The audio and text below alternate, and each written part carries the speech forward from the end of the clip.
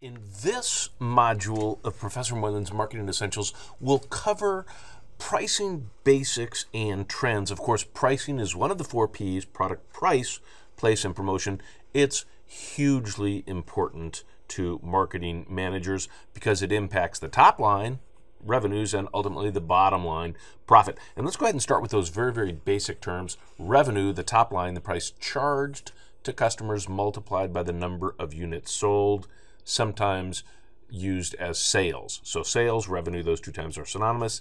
Profit, of course, is revenue minus expenses. So marketers need to be cognizant of the so-called profit and loss statement, the P&L statement, or the income statement. Remember the 5 components of that P&L statement that are most important for managers. Revenue, up at the top. Cost of goods sold, what goes into the product, which leads to gross profit or gross margin, then operating expenses, and finally net income, whether we get to bottom line net income or EBIT, earnings before interest or taxes, doesn't really matter. Just remember those 5 things. Revenues minus cost of goods sold equals gross margin or gross profit minus operating expenses equals net income.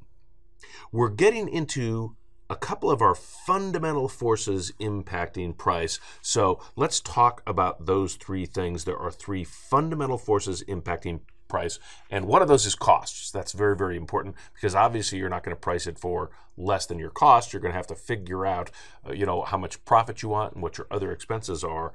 But you also have to price it with your competition in mind because there might be a somewhat narrow band of pricing potential based on what competitors are selling their products for. And ultimately, you've got the demand curve, supply and demand. Well, people will demand more if there is a lower price. So we need to figure out what those demand curves are. So there's our 3 fundamental forces impacting price: costs, competition, and consumer demand.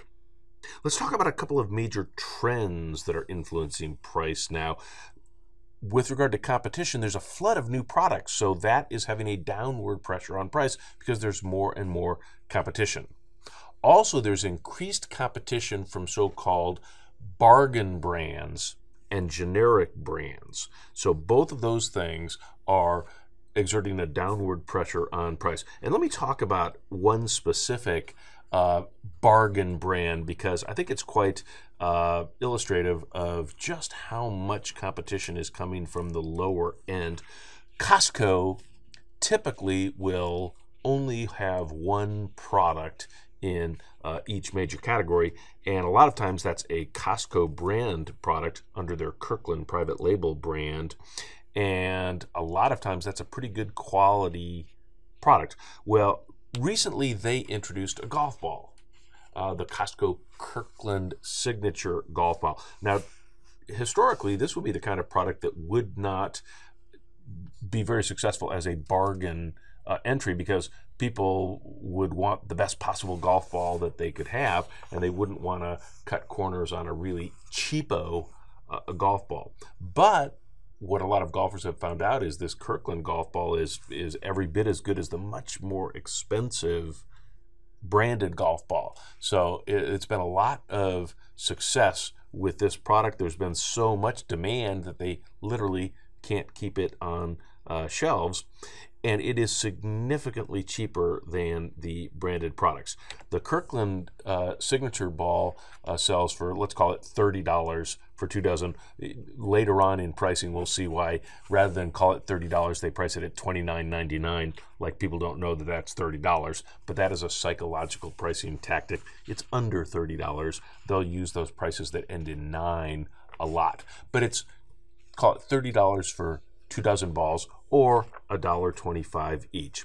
Now that is significantly less expensive than even the cheapest of the branded balls. Here are Titleist's biggest sellers, and their very, very cheapest one for Titleist is $1.83 each. The True Soft, that's $21.99 a dozen, that's the red box in the middle there, and as you can see, it goes up significantly from there. So Kirkland is a significantly cheaper product, and it's been very, very successful. So competition, both new products and bargain priced competition is really influencing price. Another trend is price cutting as a strategy to maintain or hold market share. And more marketers are looking at price cutting to try to hold that share. Another major trend that is impacting pricing is greater consumer knowledge.